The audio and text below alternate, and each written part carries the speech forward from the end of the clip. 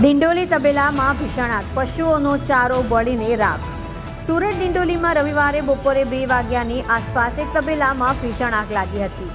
કોઈક રીતે પશુઓને બહાર કાઢવામાં આવ્યા હતા, પરંતુ આ દરમિયાન પશુઓ માટે રાખવામાં આવેલો ચારો બળીને રાખ થઈ ગયો હતો। આ આગમાં કોઈ જાનહાનિના અહેવાલ નથી। ફાયર બ્રિગેડ પાસેથી મળેલી માહિતી મુજબ ડિંડોલી મહાદેવનગરના કૃષ્ણા મેડિકલ સ્ટોર પાસે આવેલા તબેલામાં આગ લાગી હતી। તબેલામાં ઘાસ અને અન્ય વસ્તુઓ હોવાના કારણે આગ ઝડપથી કાબૂમાં આવી હતી।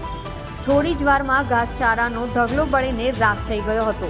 દરમિયાન ફાયર બ્રિગેડને ઘટનાની જાણ કરવામાં આવી હતી। માહિતી મળતા ડિંડોલી, ડુંબાલ અને માન દરવાજા ફાયર સ્ટેશનની ટીમો ઘટના સ્થળે પહોંચી આગને કાબૂમાં લીધી હતી। હાલ આ આગમાં કોઈ જાનહાનિની માહિતી નથી।